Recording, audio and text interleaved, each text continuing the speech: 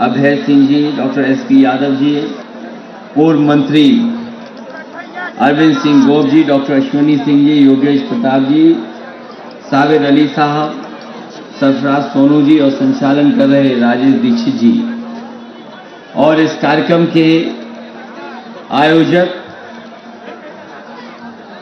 सूरज सिंह जी, और यहाँ पर उपस्थित सभी हमारे आदरणीय बुजुर्ग, माताएं, बहनें, नौजवान साथी, पत्रकार बंधु, आज हम और आप सब मिलकर के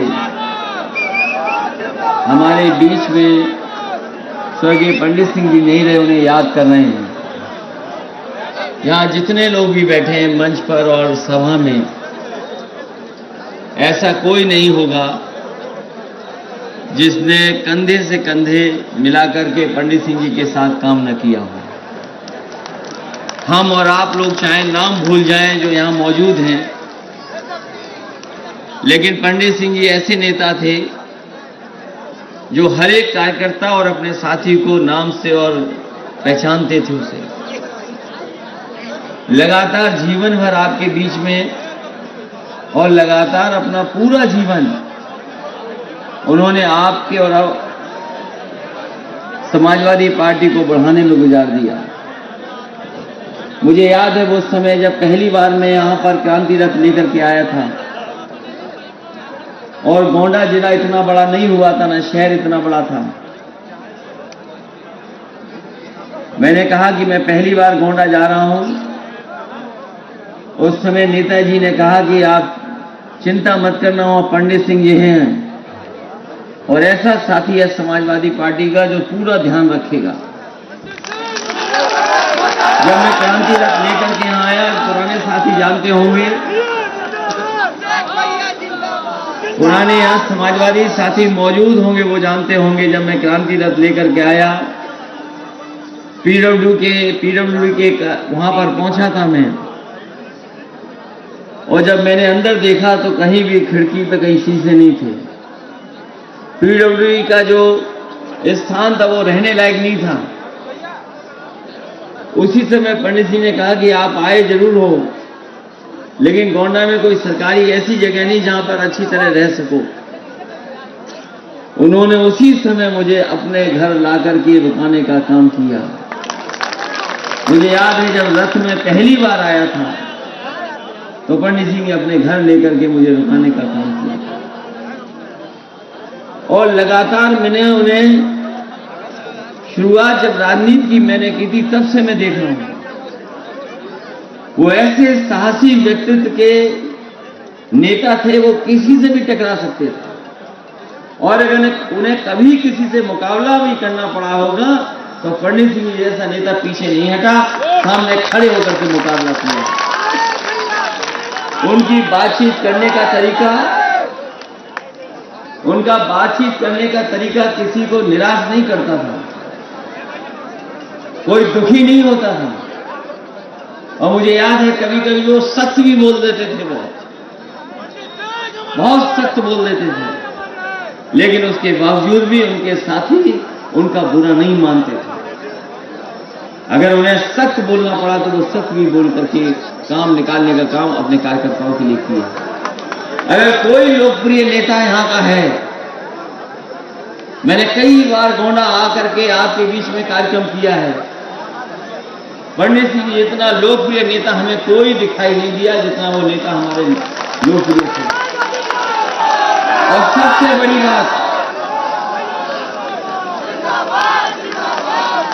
बड़ी बात यह है कि जिस समय एक बार कोई ऐसी बात हो गई थी जब मुझे मंत्री पद से हटाना पड़ा था,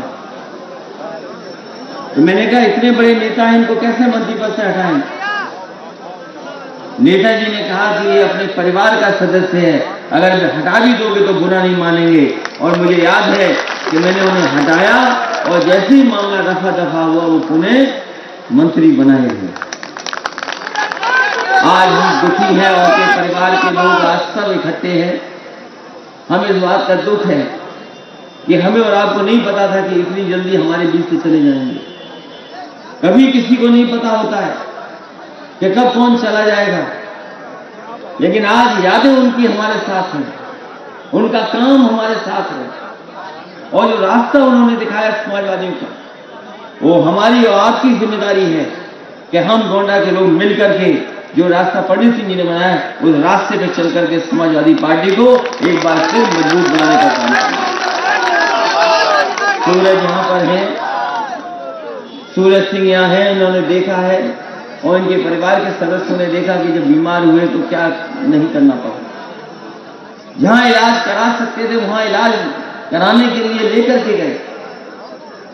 उन्हें अगर सरकारी अस्पताल लोहिया में इलाज हो सकता था लोहिया में लेकर गए, अगर दूसरे प्राइवेट हॉस्पिटल में ले जाकर के इलाज अच्छा हो सकता था वहां भी इलाज कराया।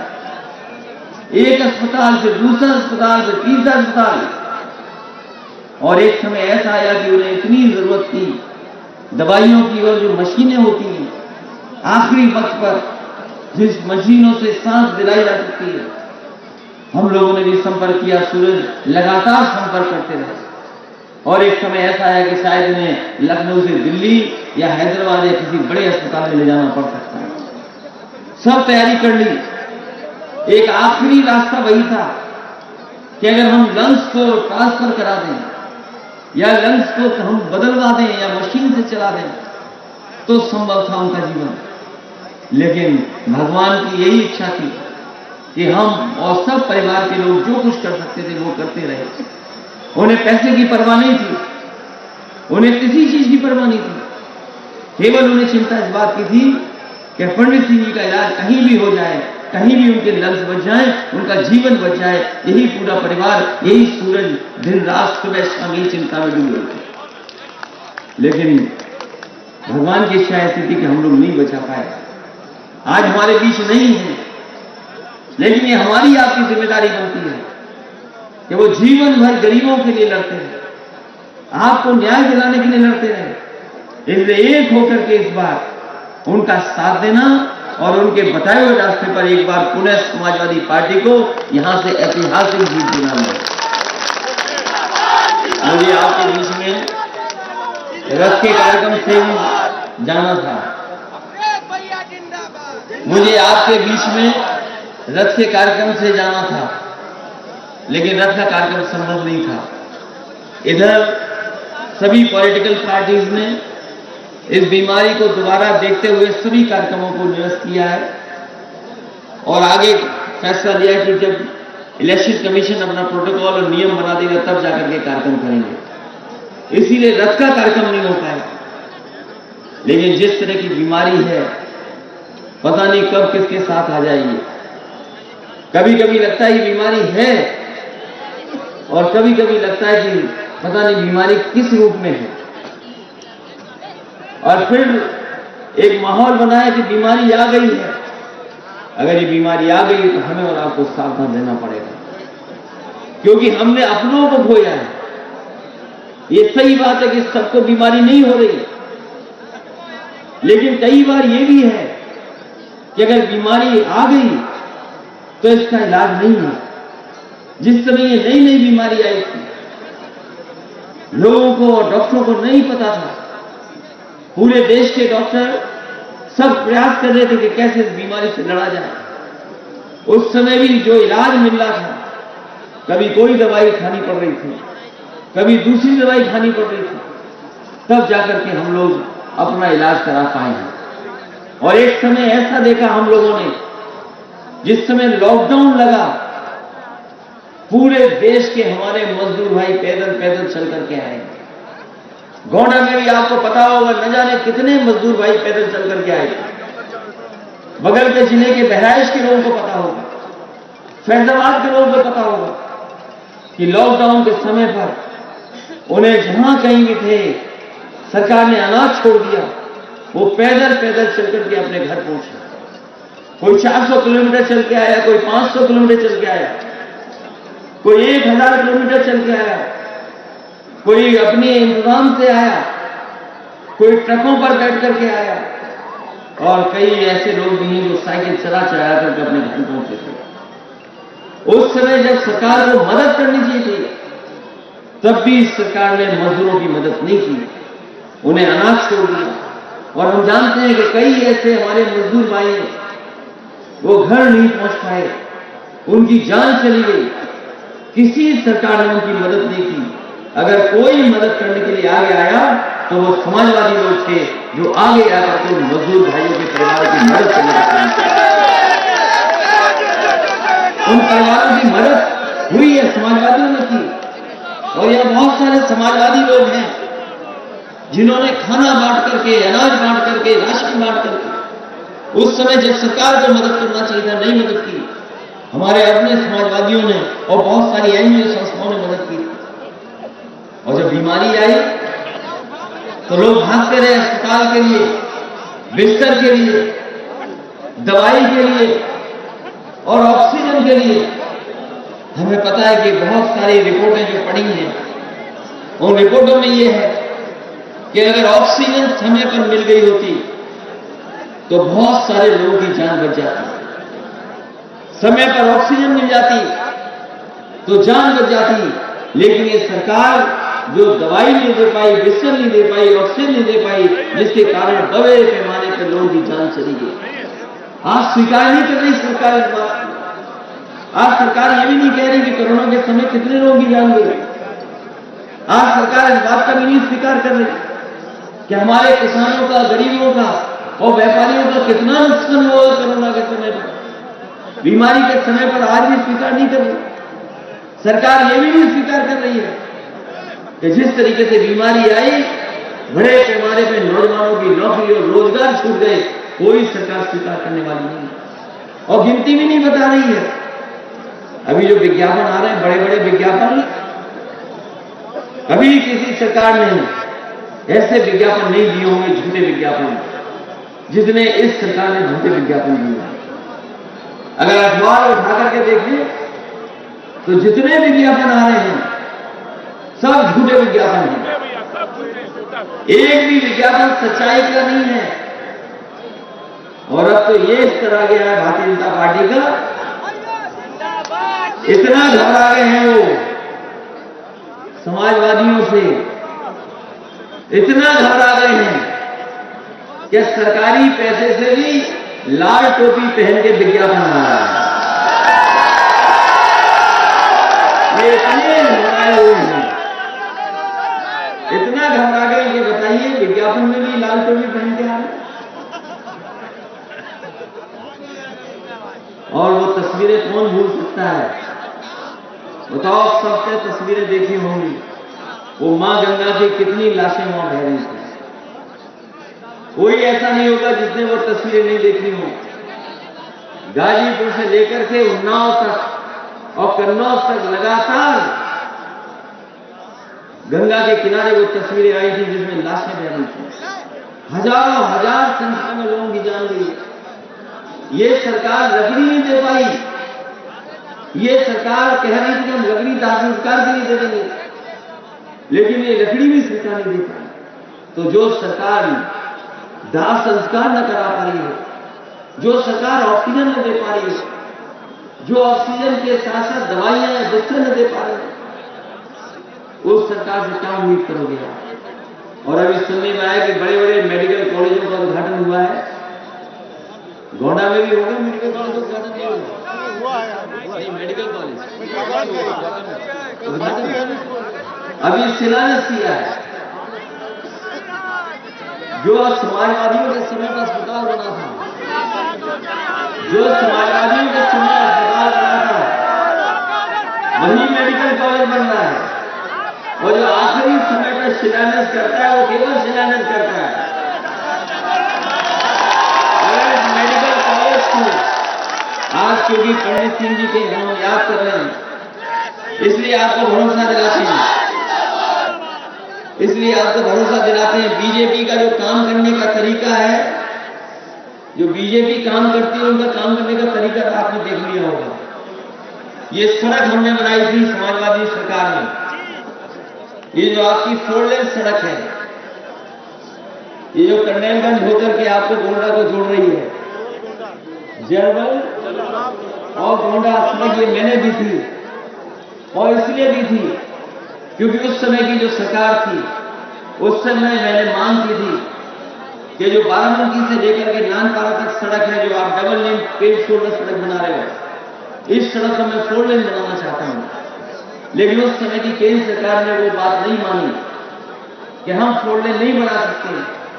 जब उन्होंने स्वीकार नहीं की, तब समाजवादी सरकार थी तो उसी समय फैसला लिया कि चाहे हमें बहराइच से श्रावस्ती 4 लेन बनानी पड़े और आपके बीच में चाहिए 4 लेन बनानी पड़े, तो समाजवादी सरकार ने 4 लेन बनाने का काम किया। और सड़क के बीच में देखा कौन सा डिवाइडर पे, जब से मैं लखनऊ से चला हूं, और जहां मुझे डिवाइडर दिखा, डिवाइडर पे अगर कोई हमें दिखाई दिया है, डिवाइडर के लखनऊ से लेकर के आपके बीच में आया हूं, हमें सांडी सांड दिखाई दी है। बताओ आप डिवाइडर से सांड हटाओगे कि नहीं हटाओगे? और अगर कोई हमारा यकीन न करे पत्रकार साथी, तो गाड़ी उठाए और दोबारा इधर से वापस चला जाए लखनऊ, अपने आप देख लेना डिवाइडर पे कौन बैठा है। महंगाई बढ़ी कि नहीं बढ़ी बताओ? पेट्रोल 100 से पार हो गया कि नहीं हो गया? हमारे किसान भाई भी यहां मौजूद हैं।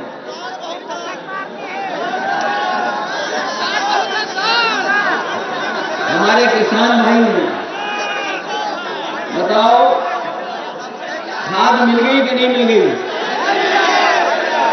और अगर खाद मिली भी होगी तो आपकी डोरी से चोरी हो गई कि नहीं हो गई? और बहुत बड़े बड़े प्रचार हो रहे हैं। वैसे तो उनके विज्ञापन हम लोगों ने, आप लोगों ने देख लिए। जब बीजेपी के लोगों को कोई कारखाना दिखाना था तो अमेरिका का कारखाने दिखाए होंगे। जब कोई फ्लाईओवर दिखाना था तो कलकत्ता का फ्लाईओवर दिखाया। जब आप हवाई अड्डे की तस्वीर दिखानी थी तो चीन का हवाई अड्डा दिखाया। इनके विज्ञापन झूठे हैं। ये कह रहे हैं कि हमने कारखाने लगवा दिए। बताओ गोंडा के हमारे नौजवान भाइयों, कहां पे कारखाना लगाया आपने? कोई कारखाना लगाओ तो बताओ। इस डबल इंजन की सरकार ने लखनऊ से लेकर के दिल्ली तक और टीवी पर प्रचार कर रहे हैं, टीवी पे प्रचार कर रहे हैं, अपने भाषणों में कह रहे हैं कि हमने 5,000 नौकरी दे दी सरकारी, 1 करोड़ रोजगार दे दिए, कारखाने लगने के बाद 2 करोड़ रोजगार दे दिए। तो बताइए 3 करोड़ 5 लाख रोजगार और नौकरी में गोंडा के नौजवानों को कितनी नौकरी मिली है बता दो।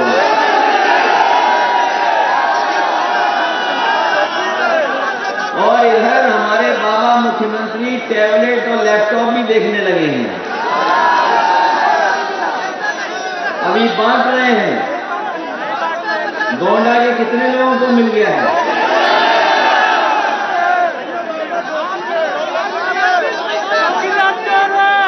किसी को मिल गया हो तो बताओ आप। और यही नहीं, समाजवादी पार्टी ने तय किया है कि आने वाले समय में, क्योंकि आप सब जानते हो जो समाजवादी पार्टी कहती है वो करके दिखाती है। जिस तरह समाजवादी पार्टी ने एम्बुलेंस चलाई, आज भी एम्बुलेंस सड़कों पर दिखाई देती होंगी। चाहे पुलिस कवाड़ा हो गई हो, लेकिन जो 100 नंबर वाली गाड़ी 112 अगर किसी ने चलाई थी तो समाजवादी लोगों ने चलाने का काम किया, वो आज भी दिखाई दे रही है। और उस समय जो लैपटॉप दिए थे, वो आज भी जिसके पास होंगे वो चल रहे होंगे। और यहां पर जितने खड़े लोग होंगे, ये अलग बात है कि वो प्राइवेट कंपनी है, लेकिन जितने लोग होंगे सब जियो पे चल रहे होंगे, जियो नेटवर्क पे चल रहे होंगे। अगर किसी ने उस समय बिछाया था तो समाजवादी लोग थे, जिसकी वजह से ऐसा अच्छा नेटवर्क बिछने का काम हुआ। और समाजवादी ने जो लैपटॉप दिया था वो आज भी चल रहा होगा, आज भी खराब नहीं हुआ होगा। इसलिए मैं आपसे कह के जा रहा हूं कि समाजवादी पार्टी ने तय किया है आने वाले समय में जब सरकार बनेगी तो हमें अपने सभी लोगों की 300 यूनिट फ्री बिजली देने का काम समाजवादी सरकार में होगा। ये हमारे गरीबों को बिजली का बिल बहुत आ रहा है। जब बिल आता है तो बताओ करंट लग रहा है कि नहीं लग रहा बिल से, और कई बार मुकदमे भी लग जा रहे हैं, परेशान कर रहे हैं आपको। जब 300 यूनिट फ्री हो जाएगी तो मुकदमा भी नहीं है, न केस है आपके ऊपर। तो बताओ 300 यूनिट चाहते हो बिजली फ्री का नहीं चाहते हो? ये बीजेपी वालों को समझ में नहीं आ रहा, और जब समझ में नहीं आ रहा तो सुनने में आ रहा कि सरकारी ट्यूबवेल और प्राइवेट ट्यूबवेल पे तुम बिजली का बिल कम किया है। सुनने में आया कि तुम बिजली का बिल कम किया है, कहा कि आधा करेंगे। लेकिन समाजवादी लोगों ने कहा है कि किसानों की बिजली जो सिंचाई वाली होगी वो माफ होगी, उन्हें बिल नहीं देना पड़ेगा। इसलिए आज जब हम लोग चुनाव के बिल्कुल करीब खड़े हैं, चुनाव कभी भी हो सकता है, तारीखें आ जाएंगी, चुनाव की तारीखें कभी भी आ सकती हैं, बिल्कुल करीब है चुनाव। इसलिए मैं आपको अपील करके जा रहा हूं, जब पंडित सिंह ने स्टेट को बनाने का काम किया, मेहनत करके जोड़ने का काम किया, तो इस क्षेत्र में और आसपास समाजवादी पार्टी की ऐतिहासिक जीत होनी चाहिए। बताओ ऐतिहासिक जीत दिलाओगे कि नहीं दिलाओगे? और मैं आपको भरोसा दिला के जा रहा हूं, जो ये मेडिकल कॉलेज बन रहा है, इसको चाहे हमें लखनऊ के बराबर मेडिकल कॉलेज बनाना पड़े, समाजवादी सरकार बनेगी तो इस मेडिकल कॉलेज में हमारे गरीबों के इलाज के लिए कोई पैसा नहीं लगेगा, पूरा का पूरा इलाज फ्री होगा। और जो लखनऊ में इलाज मिलता है वो हमारे गोंडा के मेडिकल कॉलेज में समाजवादी सरकार में वो इलाज गरीबों को दिलाने का काम करेंगे।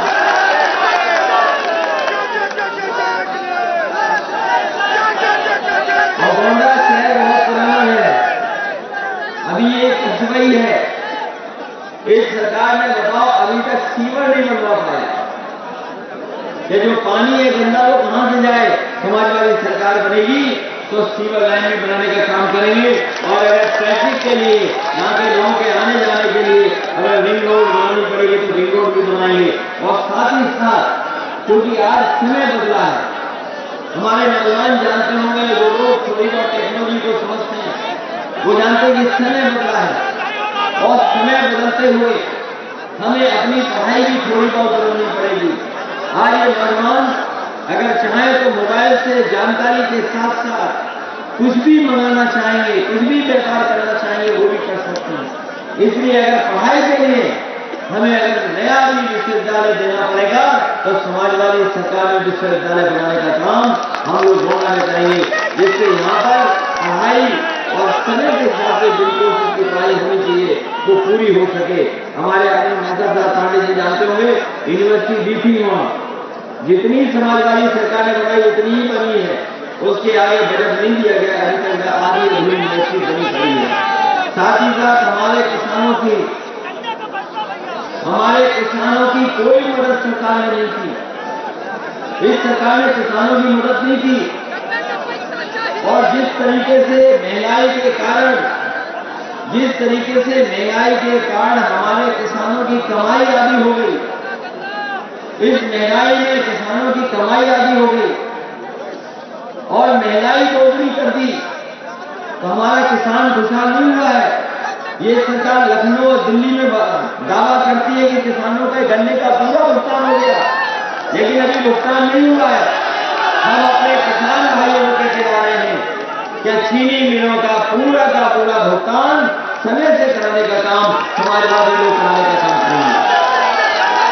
यहाँ बहुत सारे लोग जो बीएड वाले लोग हैं, 211 की टेट वाले लोग हैं, शिक्षा मित्र हैं, उत्तर प्रदेश पावर कॉर्पोरेशन वाले हमें धरने पर भी मिले थे, और बड़ी संख्या में आंगनबाड़ी और शिक्षा मित्र और टीटी बीएड वाले हैं। आपकी कोई समस्या का समाधान कर सकता है तो वह समाजवादी पार्टी, ये दूसरे लोग नहीं कर सकते हैं। इन्होंने हर नौकरी को उलझाया है, हर नौकरी इनकी उलझी है। ये लोग परीक्षा देने वाले लोग जानते होंगे। बताओ, हर परीक्षा उलझाई कि नहीं उलझाई इन्होंने? कोई परीक्षा इनकी पूरी नहीं हुई बिना पेपर को रद्द किए, और कई बार पेपर आउट हो गया। कौन रद्द करा रहा है? सरकार रद्द कर रही है। पेपर आउट कौन करा रहा है? सरकार करा रही है, और इसलिए करा रही है कि नौजवानों को हमें नौकरी न देनी पड़ जाए। इसलिए चाहे टेट वाले हों, चाहे शिक्षा मित्र हों, चाहे आंगनबाड़ी हों, इनके लिए राशन निकालने का काम अगर कोई करेगा तो समाजवादी लोग करेंगे। आप समाजवादियों की मदद करें, सहयोग करें, और आने वाले समय में परिवर्तन करने का काम करें, बदलाव लाने का काम करें। और बहुत सारे ऑर्गेनाइजेशन से लेकर के तमाम हमारे हैं। इसलिए इस सरकार ने लगातार हमें और आपको उलझाया है, चाहे वो नौकरी हो, चाहे किसी तरह के कोई कार्यक्रम हो, सब में उलझाने का काम किया है। इसलिए अगर कोई परिवर्तन ला सकता है तो आप परिवर्तन ला सकते हैं, और अगर कोई बदलाव ला सकता है तो समाजवादी लोग बदलाव ला सकते हैं। इसलिए आने वाले समय में समाजवादियों की मदद करो, समाजवादी पार्टी को ऐतिहासिक जीत दिलाओ। यही सबसे बड़ी श्रद्धांजलि पंडित सिंह जी को मिली होगी। बहुत बहुत धन्यवाद।